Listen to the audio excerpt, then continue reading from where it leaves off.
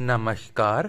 आइए आज हम पॉलिटिकल जियोग्राफी राजनीतिक भूगोल की श्रृंखला में फ्रंटियर एंड बाउंड्रीज को पढ़ेंगे। फ्रंटियर मतलब सीमांत और बाउंड्री मतलब सीमाएं। ठीक है, तो फ्रंटियर जो है लैटिन वर्ड फ्रांक से लिया गया है एंड फ्रेंच वर्ड फ्रंट से लिया गया है। फ्रंट मतलब अग्र का भाग, आगे की तरफ वाला भाग। इसका मीन होता है फोरग्राउंड मतलब आगे का भाग। ठीक, देखिए कि वाताग्र नहीं होता, आगे की तरफ वाला जो फ्रंट जब एयर मार्केट चलता है तो उसका अग्र भाग जो रहता है उसी प्रकार के फ्रंटियर है। फ्रंटियर के अदर नेम है फॉरवर्ड जोन, अग्रभाग है, बॉर्डर जोन, फिर उसके बाद अननेम जोन, इसका कोई नेम नहीं रहता, न्यूट्रल जोन, इसका कोई न्यूट्रल मतलब न्यूट्रल ही रहता है, ट्रांजिशन जोन, दो रीजन के बीच का क्षेत्र कहा जा सकता है, नो मैन जोन मतलब कोई मैन जोन वाला नहीं रहता। ठीक, ये अदर नेम्स हैं इनके। वहीं जो बाउंड्री है वो इंग्लिश वर्ड बाउंड से लिया गया है। बाउंड मतलब बांधना, सीमित करना, रोक देना। जैसे जब बाउंड्री बन जाती है तो एक पार के उस पार नहीं आप जा सकते हैं। ध्यान दीजिएगा फ्रंटियर कहने और बाउंड्री में क्या डिफरेंस होता है। तो फ्रंटियर जो है हमारी कहते हैं बहुत ही पास्ट की बात है, पुरानी बात है। ऐसे समझिए जब बहुत पुराने मतलब बहुत पुराने पीछे चले जाइए, जब राजा रहते थे जो पुराने राजा, तो मान लीजिए कोई एक राजा है, ठीक है, वह जहाँ तक जाते थे, जहाँ तक उनकी निगाह जाती थी वो कहते थे कि मेरा क्षेत्र यहाँ तक है। ठीक, क्योंकि जनसंख्या कम थी तो ज़्यादा लोग नहीं रहते थे। ठीक है, फिर जब जनसंख्या बढ़ी तो संसाधन की मांग बढ़ी तो लोग और आगे तक बढ़े, तो आगे की तरफ जाते गए, यही है फ्रंटियर। ठीक है, आगे भाग की तरफ जाते गए, फिर और मांग बढ़ी तो और आगे बढ़ते गए। और उसी प्रकार के मान लीजिए कोई एक रीजन ये रहा हो, यहाँ पे भी थोड़ी सी जनसंख्या रही हो तो इतने लोग यहाँ तक जा रहे हो, लोग यहीं तक संसाधन में उनकी पूर्ति हो जाती होगी, फिर और आगे बढ़े तो यहाँ तक उन्होंने संसाधन लिया, फिर और आगे ऐसे बढ़ते गए। ठीक है, तो ये फ्रंटियर है। ठीक, लेकिन ऐसे बढ़ते बढ़ते एक समय ऐसा आया, ठीक है, एक समय ऐसा आया कि यहाँ पे ये क्या कहते हैं कि दोनों आपस में टकरा गए और कहने लगे कि बाउंड्री हो गई। अब ये इन्होंने कहा कि मेरी बाउंड्री हो गई, इस तरफ आप रहेंगे, इस तरफ हम रहेंगे। ठीक, तो एक लाइन खींच दी गई बाउंड्री। तो जो फ्रंटियर होता है वो पुरानी बात होती है, मतलब पास्ट की घटनाएं थी, और जो बाउंड्री है वो क्या कहते हैं न्यू में आ गई। ठीक है, वो प्रेजेंट टाइम में जो होती है उसे हम बाउंड्री कहते हैं। ठीक, अब ध्यान दीजिएगा, अब क्या होगा कि यहाँ के लोग आगे नहीं बढ़ पाएंगे, इसके अंदर ही रहेंगे। जब बाउंड्री खींच गई तो बाउंड्री जो है इनर ओरिएंटेड रहती है और जो फ्रंटियर रहता है वह बाहर की तरफ जा रहा था। ठीक है, बाहर की तरफ जा रहा था। ठीक है, तो यही है डिफरेंस है फ्रंटियर और बाउंड्री में। आगे बढ़ते हैं कि हम समझने की कोशिश करते हैं बाउंड्री को कहते हैं। Boundary developed in 4 stages. पहले फ्रंटियर और इसके पहले बाउंड्री को भी क्लियर कर लेते हैं, तब बता रहे हैं। नहीं, पहले हम क्या करते हैं ना, डिफरेंस समझ लेते हैं फ्रंटियर बाउंड्री में क्या डिफरेंस है। ठीक है, तो difference between frontier and boundary जो कि अकॉर्डिंग टू क्रिस्चॉफ, मतलब क्रिस्चॉफ ने 1958 में कहते हैं अपना डिफरेंस दिया था। ये एक चार्ट के माध्यम से अच्छे समझ में आएगा। फ्रंटियर मैंने कहा ना कि आउटर ओरिएंटेड, बाहर की तरफ था। ठीक है, वही बाउंड्री जो है इनर ओरिएंटेड, जब एक बॉर्डर घिंच जाता है तो उसके अंदर ही आप रहते हैं, तो यह इनर ओरिएंटेड है, अंदर की तरफ। ठीक है, वही जो फ्रंटियर रहता है वो सेंट्रीफ्यूगल होता है। सेंट्रीफ्यूगल मतलब केंद्र प्रसारी, प्रसारी मतलब बाहर की तरफ, सेंट्रीफ्यूगल फोक लगाना, मतलब हम बाहर की तरफ जा रहे थे ना फ्रंटियर में, वही बाउंड्री जो है सेंट्रीपिटल, केंद्र के अंदर की तरफ आना, मतलब कि आपका जो बाउंड्री खींच गया उसके अंदर ही आप रहेंगे। ठीक है, ये सेंट्रीपिटल होता है। फ्रंटियर जो एक जोन होता है, एक रीजन होता है, एक मतलब प्रदेश होता है। फ्रंटियर कंसीडर द जोन, वो एक रीजन को देखिए देखिए आगे बढ़ रहे थे तो पूरा रीजन डिसाइड कर रहा था ना मेरा। वहीं पर जो बाउंड्री होती है एक लाइन होती है, एक रेखा खींच दी जाती है कि अब आप यही लीनियर होती है, इसलिए कहते हैं कि फ्रंटियर मतलब बाउंड्री जो होती है वो लीनियर होती है, एक लाइन खींच दी जाती है, उसकी आप उसके पार नहीं जा सकते। ठीक है, तो बाउंड्री कंसीडर द लाइन। ठीक है, फ्रंटियर जो इंटीग्रेटेड फैक्टर होता है वो जोड़ता है, संयुक्त करता है। देखिए मैंने बताया कि एक एरिया ये था, एक एरिया ये था, तो दोनों को जोड़ रहा था, आखिर में जाकर वह जोड़ रहा था।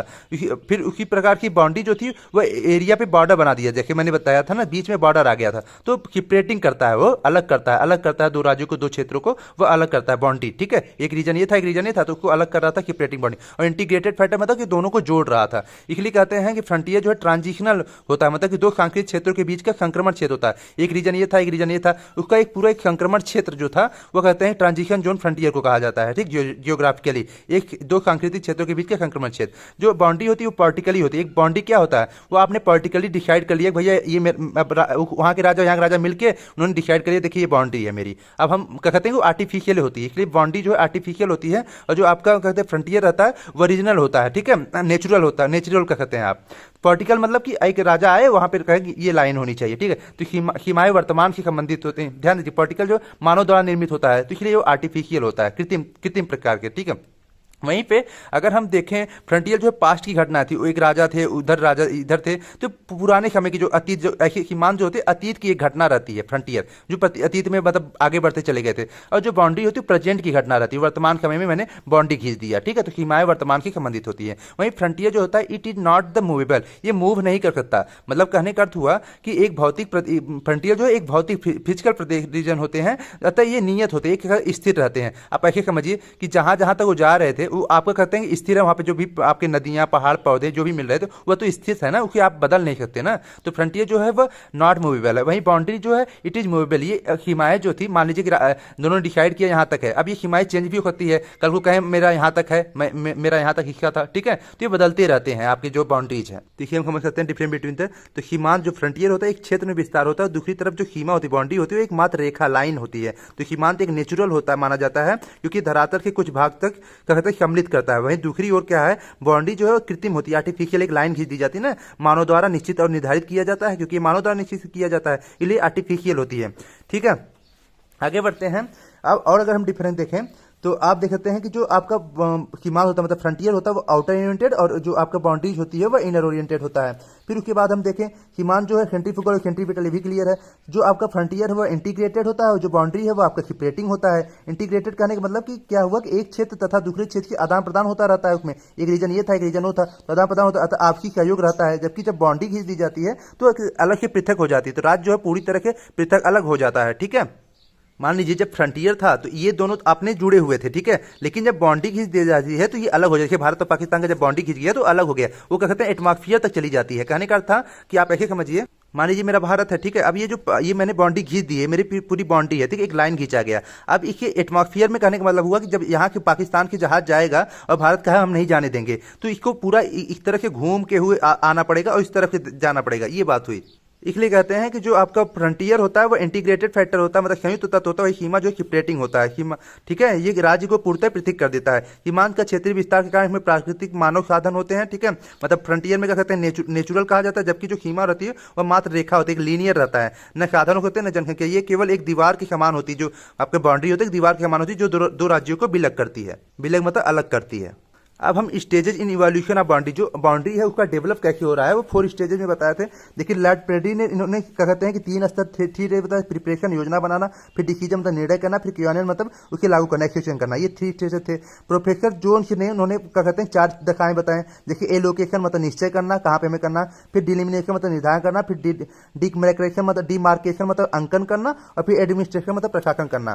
कहने का अर्थ हुआ एलोकेशन को समझिएगा, एलोकेशन मतलब निश्चय करना कि सीमा निश्चित करना कहाँ पे हम सीमा रखेंगे, ठीक है, जब बाउंड्री बनाई जाती है। डिलिमिटेशन मतलब होता है कि आप सीमा का निर्धारण करते हैं। अब क्या है इसमें हम सीमा का निर्धारण करते हैं कहाँ कहाँ से होगा, ठीक है। तो सीमा का निर्धारण ध्यान दीजिएगा कि मैकमोहन कहते हैं सीमा रेखा का एक संधि होता है या फिर कहते हैं अन्य प्रकार का निर्धारण किया जाता है, देखिए लिखित करके या मौखिक रूप से परिभाषित किया जाता है कि मेरा सीमा है, ठीक है, ये सीमा निर्धारण हो जाता है। फिर उसके बाद थर्ड आता है इनका डिमार्केशन। डिमार्केशन मतलब उसकी मार्किंग कर देना, इसका अर्थ है वर्णित सीमा का वास्तविक रूप से अंकन करना जिसको देखा जा सके। जैसे स्तंभ लगा दीजिए, तार कांटेदार तार लगाकर या अन्य साधन करके भारत पाकिस्तान का बॉर्डर बना दीजिए। फिर उसके बाद आता है एडमिनिस्ट्रेशन। 4 डेवलप्ड स्टेट बाउंड्री बताया ना जोन्स ने, तो लोकेशन था, फिर डिलिमिनेशन, फिर डिमिनेशन, फिर एडमिनिस्ट्रेशन। कहने का अर्थ हुआ कि आप ओके प्रशासनिक तौर पे मान्यता मिल गई, विश्व की मान्यता मिल गई कि भारत और पाकिस्तान का बॉर्डर है, ठीक, ये हुआ आपकी बात।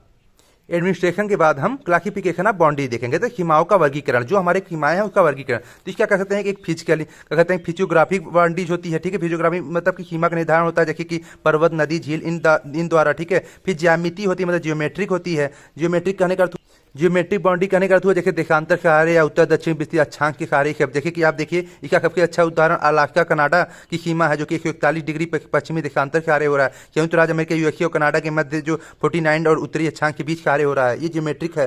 ज्योमेट्री में देखिए 49 से जो पैरेलल लाइन होती है यूएसए और कनाडा को अलग करती है, 38 जो पैरेलल लाइन होती है वह नॉर्थ और साउथ कोरिया को अलग करती है। ये आपका जियोमेट्रिक हो गया, ज्यामिति तरह के। अब आता है जेनेटिक क्लासिफिकेशन। जेनेटिक क्लासिफिकेशन को कहते हैं इस प्रकार सर्वप्रथम हार्टसोन ने एक पत्र के द्वारा जेनेटिक क्लासिफिकेशन दिया। तो इसमें देखिए antecedent boundary, subsequent boundary, super import और रेडिकेट ऐसे करके जो बाउंड्री है वो आके जेनेटिक है, ये पूछता है आपके। तो क्लासिफिकेशन ऑफ बाउंड्रीज में हम समझने की कोशिश करेंगे एंटीसीडेंट बाउंड्री मतलब पूर्ववर्ती सीमा। देखिए एंटीसीडेंट रिवर नहीं बहती हैं भारत में, जैसे सतलज, ब्रह्मपुत्र, सिंधु, ठीक है, तो हिमालय के बनने से पहले की जो कहते हैं बह रही हैं। तो इसी तरह से क्या कहते हैं कि किसी देश को अलग होने से पहले ही जो क्या कहते हैं बॉर्डर बनाई हुई हों, देखिए इसमें रिवर्स द्वारा, माउंटेन द्वारा सीमाएं निर्धारित की जाती हैं। देखिए काली एंड शारदा रिवर है जो कि इंडिया मतलब कि एंटीसीडेंट बाउंड्री है बिटवीन इंडिया नेपाल के बीच में। जब जो काली जो मतलब उत्तराखंड से होते हुए जब जाती है काली शारदा तो बांटती है इंडिया और क्या कहते हैं कि नेपाल का बॉर्डर बनाती है। तो एंटीसीडेंट बाउंड्री जो कि माउंटेन और रिवर द्वारा निर्धारित होता है, ठीक।